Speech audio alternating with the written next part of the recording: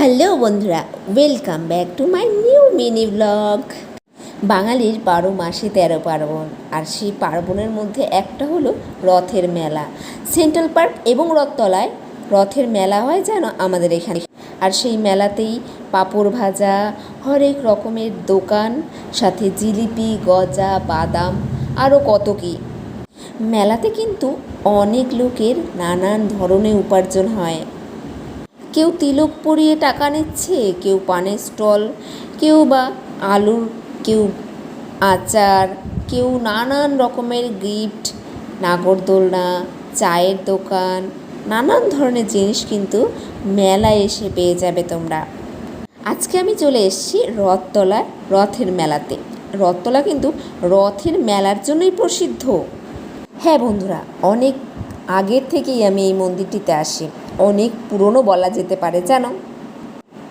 সময়ের সাথে সাথে সব কিছু চেঞ্জ হয়, তেমন এই মন্দিরটাও চেঞ্জ হয়েছে। সাদা পাথর দিয়ে বাঁধিয়েছে মন্দিরটা, এত সুন্দর রং করেছে, আর পুরনো লাগছে না।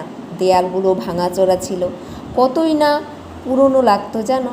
সেই মন্দিরটা এখন কত সুন্দর।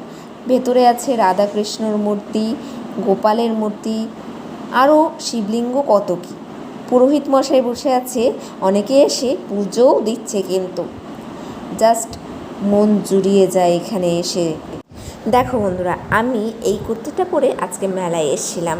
আমাকে দেখতে কেমন লেগেছে এই ড্রেসটায় অবশ্যই কমেন্ট করে কিন্তু জানিও। মেলায় আসলেই বাচ্চাদের মতো এটা কিনবো ওটা কিনবো এরকম মনে হয়। এই লাইটিং বিষয়টা ভাল লাগছিল, তাই এটা কিনে নিয়েছি। আর তোমাদের কার কার এরকম হয় অবশ্যই কমেন্ট করে জানিও। ফুচকা, পাঁপড় ভাজা খেয়ে মাথায় ফুল গুজে চলে যাচ্ছিলাম বাড়ির উদ্দেশ্যে। তোমরাও কিন্তু এখানে এসে ঘুরে যেতেই পারো। আমার ভিডিওটা কেমন লাগলো অবশ্যই জানিও। সাথে থেকো। Love you, tata.